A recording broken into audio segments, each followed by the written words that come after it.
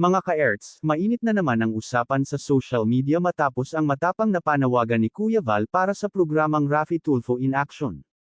Sa unang pagkakataon, diretsahan niyang sinabi na handa silang humarap at magsalita para marinig naman ang side nila Kalingap Rab at ng buong team Kalingap.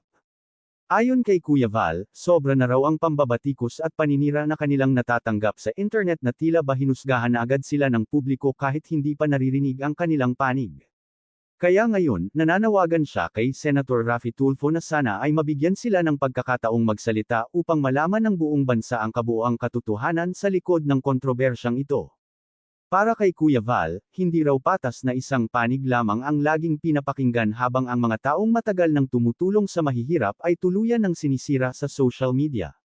Napakasakit daw para sa kanila na matapos ang maraming taon ng pagtulong, pagpapakain, pagpapaaral at pagbibigay ng pag-asa sa mga nangangailangan ay bigla na lamang silang huhusgahan na parang wala silang nagawang mabuti.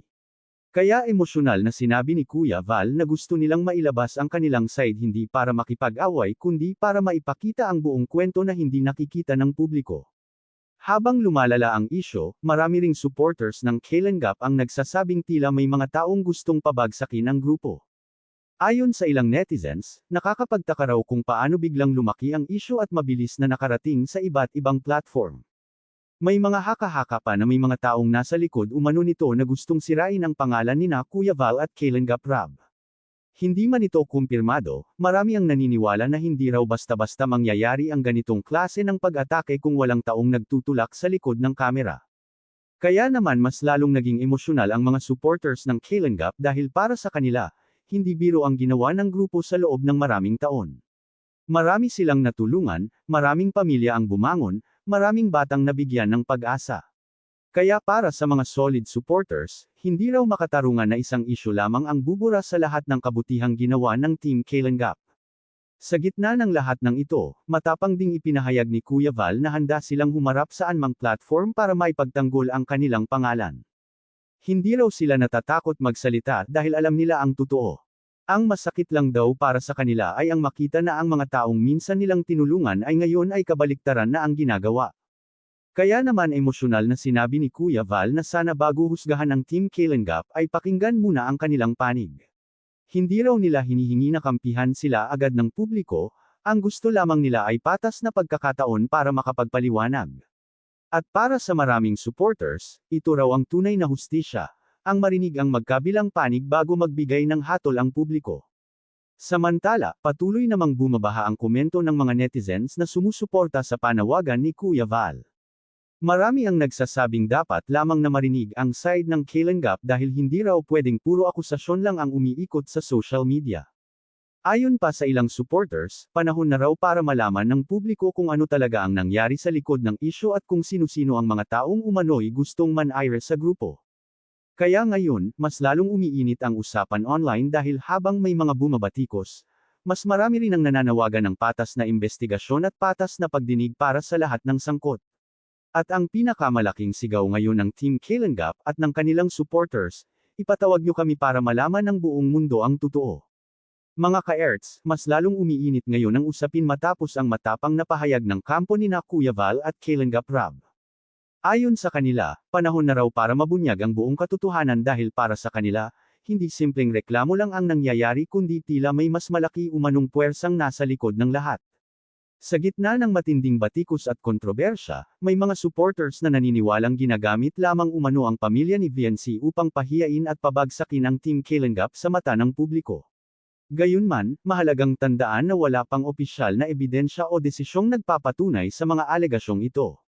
Kaya naman ang panawagan ngayon ng maraming netizens ay magkaroon ng patas at maayos na pagdinig upang marinig ang magkabilang panig at malinawan ang publiko. Ayon kay Kuya Val, handa raw siyang humarap saan man basta mabigyan sila ng pagkakataong maipaliwanag ang kanilang side. Emosyonal niyang sinabi na tila isang panig lamang daw ang naririnig ng publiko habang sila ay agad hinuhusgahan. Para kay Kuya Val, hindi raw tama na dir-diretso ang mga akusasyon laban sa kanila nang hindi man lang inuunawa ang pinagmulan ng buong isyu. Kaya diretsahan ang naging panawagan niya sa Raffy Tulfo in Action, na sana ay magkaroon ng patas na pagkakataon para mailahad nila ang kanilang panig at marinig din ng publiko ang kabuuang kwento. Para sa kanila, hindi sapat na puro social media lamang ang maging basehan ng paghusga dahil maraming bagay ang hindi nakikita sa likod ng kamera. Habang lumalaki ang usapan online, marami ring supporters ang nagtatanong kung bakit tila napakabilis lumaki ng isyu at bakit tila organisado ang pag-atake laban sa Team Kalinga. May mga netizens na nagsasabing parang may mga taong gustong tuluyang wasakin ang pangalan nina Kalinga Prab at Kuya Val matapos ang mahabang panahon ng pagtulong nila sa mahihirap. Ngunit sa kabila ng mga haka-haka, nananawagan pa rin ang maraming supporters na pairalin ang respeto at hintayin ang kompletong detalye bago magbigay ng matinding akusasyon laban sa kahit sino. Para sa kanila, mas makabubuti kung may lalabas ang katotohanan sa isang patas na usapan kaysa puro bangayan at sir-on sa social media. Hindi rin napigilan ng ilang supporters na questionin ang mga pahayag ng ilang taong nagsasalita laban sa Team Kalinga. Ayon sa kanila, hindi raw dapat maging one-sided ang pagtingin sa isyu lalo na kung marami pang hindi nalilinaw. Kaya para kay Kuya Val, mahalagang makarating sila sa isang platform kung saan parehas na maririnig ang dalawang panig ng maayos at may respeto. Ang gusto raw nilang mangyari ay hindi gulo kundi linaw. Hindi raw nila layunin na makipag-away kundi ipagtanggol ang kanilang pangalan laban sa mga paratang na sa tingin nila ay hindi pa lubusang napapatunayan. At ngayon, patuloy pa rin ang sigaw ng mga supporters ng Team Kalinga, pakinggan din ang kabilang side. Para sa kanila, mas magiging makatarungan lamang ang lahat kung magkakaroon ng patas na pag-uusap at hindi agad hahatulan ang isang tao batay lamang sa mga lumalabas na akusasyon online. Habang wala pang pinal na katotohanan, mas mainam pa rin daw na pairalin ang respeto, pag-iingat sa salita, at patas na pagtingin sa magkabilang kampo. Mga ka-erts, habang patuloy ang mainit na usapan sa social media, marami ngayon ang nalulungkot sa nangyaring pagkasira ng samahan sa pagitan ng Team Kalinga at ng kampo ni Viancy. Para sa maraming supporters, napakasakit isipin na ang dating maayos na relasyon ay humantong sa matinding bangayan at sir-on online. Marami ang nagsasabi na kung nagkaroon lamang sana ng maayos na pag-uusap at hindi na pinalaki pa ang isyo, posibleng hindi na ito umabot sa ganitong sitwasyon. Ayon sa ilang netizens, tila may mga taong nakialam at nagbigay ng impluwensya na lalo lamang nagpalala sa tensyon ng magkabilang panig. Ngunit hanggang ngayon, wala pa ring opisyal na kumpirmasyon kung sino talaga ang mga taong sinasabing nasa likod ng paglala ng sigalot kaya nananatiling haka-haka lamang ito ng publiko. Para sa mga supporters ni Kuya Val at Kalinga Prab, masakit makita na ang dating masayang samahan ay napalitan ng batuhan ng masasakit na salita sa social media. Marami ang nagsasabing kung walang mga taong nakikisawsaw at nagpapalala ng emosyon, baka nagkaayos pa sana ang dalawang panig ng pribado at tahimik. Dahil ayon sa kanila, habang tumatagal ang isyu ay mas maraming reputasyon ang nadadamay at mas maraming tao ang nasasaktan. Kaya ngayon, may mga nananawagan na sana ay tigilan na ang sobrang pag-atake online at bigyan ng pagkakataon ng bawat panig na makapagpaliwanag ng maayos. Para sa ilan, hindi na nakakatulong ang paulit-ulit na sir-on dahil lalo lamang nitong pinapalalim ang sugat sa pagitan ng magkabilang kampo. Emosyonal din ang naging reaksyon ng ilang supporters dahil para sa kanila, ang pinakamalaking talo rito ay ang pagkakaibigan at tiwala na matagal na binuo. Marami ang nagsasabing sayang ang lahat ng pinagsamahan kung mauuwi lamang sa matinding galit at batikos sa internet. Sa dami ng taong sumusubaybay sa issue, hindi maiwasang magkaroon ng iba't ibang opinyon, pero marami rin ang umaasa na darating ang panahon na maaayos pa rin ang lahat. Ayon pa sa ilang netizens, hindi dapat maneg ang galit dahil mas mahalaga pa rin ang katotohanan, respeto, at kapayapaan ng bawat pamilya na nasasangkot sa issue. Samantala, patuloy pa ring ipinaglalaban ng kampo ni Kuya Val ang kanilang panig at naniniwalang darating din ang tamang panahon para mailabas ang buong katotohanan. Ngunit kasabay nito, marami rin ang nagpapaalala na iwasan ang pagbibintang o paggamit ng masasakit na salita laban sa mga individual dahil wala pang pinal na desisyon sa anumang alegasyon. Sa social media kasi, mabilis kumalat ang emosyon at minsan nadadala ang mga tao sa galit. Kaya may mga supporters na ngayon ay humihiling na sana ay pairalin pa rin ang respeto at huwag hayaang tuluyang masira ang lahat dahil lamang sa init ng issue. At habang patuloy ang kontrobersya, isang bagay ang malinaw, marami pa rin ang umaasa na balang araw ay magkakaroon ng linaw, maayos na pag-uusap, at posibleng pagkakaunawaan. Dahil sa dulo ng lahat ng ito, mas mahalaga pa rin ang katotohanan at kapayapaan kaysa sa walang katapusang bangayan sa social media. Mga ka-erts, sa pagtatapos ng usaping ito, isang matinding panawagan ang patuloy na ipinapaabot ngayon ni Kuya Val at ng mga supporters ng Team Kalingap, ang mabigyan sila ng pagkakataong marinig sa isang patas na platform ang kanilang panig.